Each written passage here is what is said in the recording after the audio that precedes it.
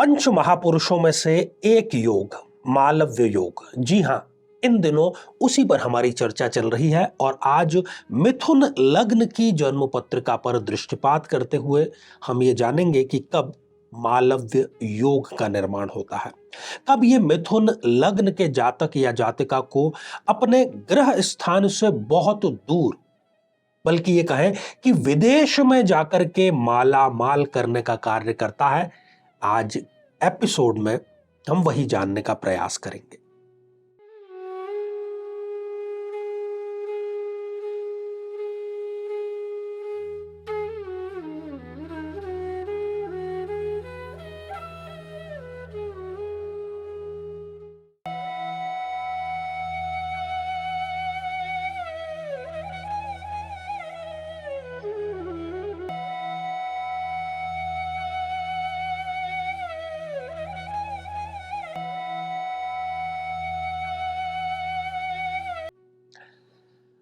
तो मेरे बहुत ही प्रिय और बेहद सम्मानित साथियों, हृदय की असीम गहराइयों से बहुत बहुत अभिवादन, बहुत बहुत नमस्कार।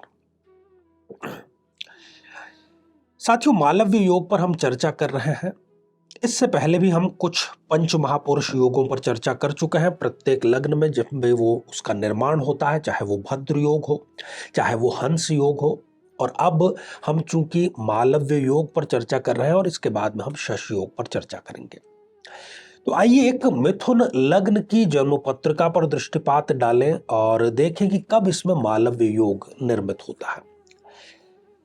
साथियों, मालव्य योग इस कुंडली में कब निर्मित होता है, उससे पहले जो नवीन दर्शक जुड़े हैं उनकी जानकारी के लिए हम यहां पर बतलाते चले कि पंच महापुरुष जो योग है, जो कि राहु केतु सूर्य चंद्रमा, इनके अतिरिक्त जो ग्रह हैं उनसे निर्मित होते हैं।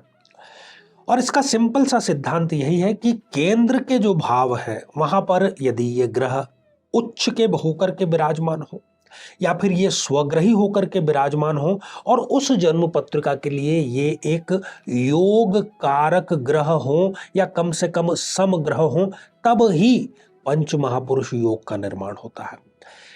यदि केंद्र में विराजमान है, स्वग्रही है, उच्च का है, परंतु कुंडली के लिए यदि वो ग्रह एक मारक ग्रह है, तब हम उसको पंच महापुरुष योग की श्रेणी में नहीं लेते हैं। तो आइए दृष्टिपात करें। यहां पर आप देख रहे हैं कि दशम भाव कौन सा, जहां पर कि आप 12 नंबर का अंक लिखा हुआ देख रहे हैं, जहां पर कि आप मीन राशि लिखी हुई देख रहे हैं।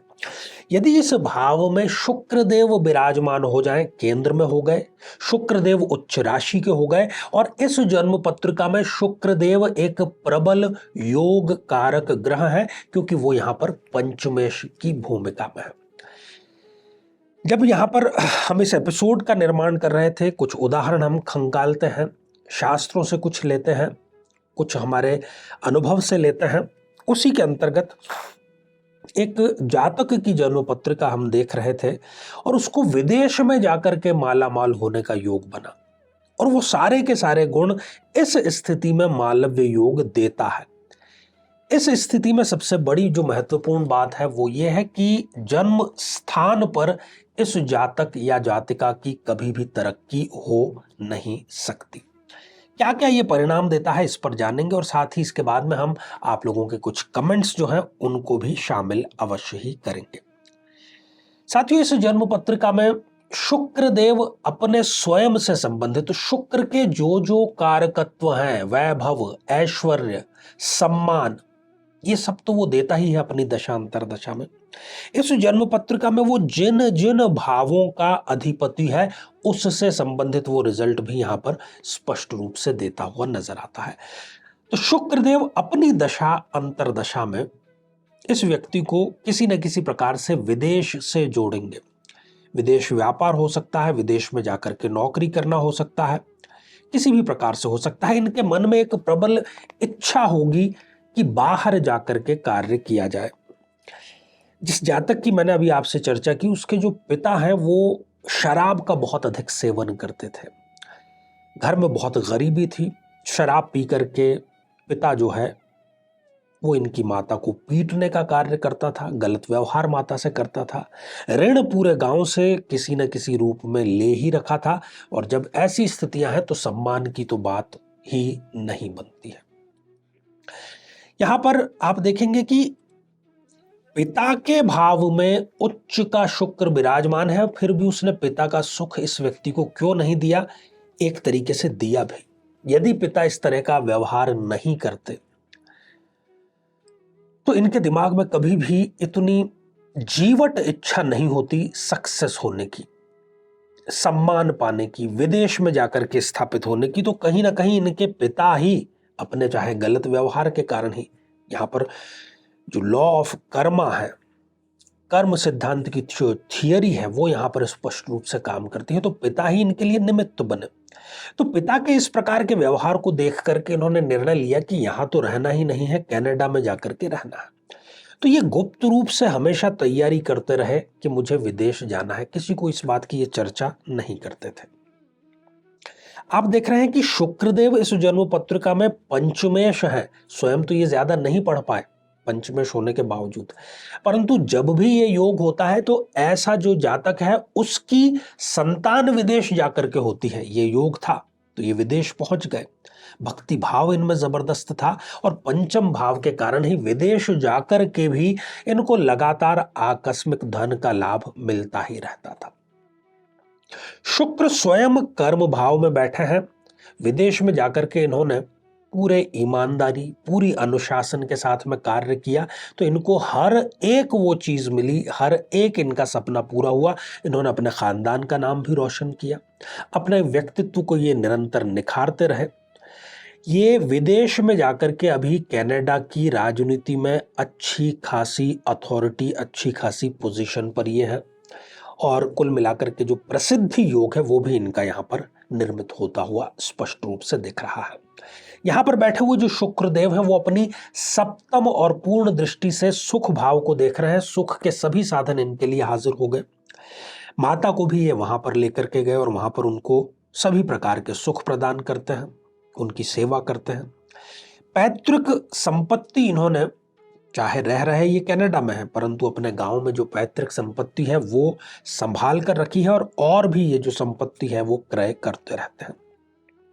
जमीन इन्होंने अच्छी खासी मात्रा में खरीद कर ली है और शुक्र के कारण ही, इनका आकर्षक व्यक्तित्व होने के कारण ही जो विपरीत लिंगी व्यक्ति है, महिलाएं जो है वो इनसे बहुत जल्दी आकर्षित हो जाती हैं। अब ये जो सारी स्थितियां हैं, फिर वही प्रश्न चिन्ह लग जाता है कि आचार्य जी मेरी भी जन्म पत्रिका में है तो कब कब ये रिजल्ट प्रदान नहीं करता है। यदि शुक्रदेव 0 डिग्री, 1 डिग्री या फिर 28-29 जैसी अंतिम डिग्रियों के हो जाएं, या उनकी दशा अंतरदशा अभी चल ही नहीं रही हो, या वो स्वयं अस्त अवस्था में हो, तब फिर वो रिजल्ट नहीं प्रदान कर पाता है। फिर भी यदि आपकी जन्म पत्रिका में ये योग निर्मित हो रहा है और वो सारे सुख आपको नहीं मिले जिसकी हमने चर्चा की, तो आपको महादेव शिव पर घी मिश्रित जल से अभिषेक नियमित रूप से करना चाहिए। निश्चित रूप से आपको इसका फल अवश्य ही मिलेगा।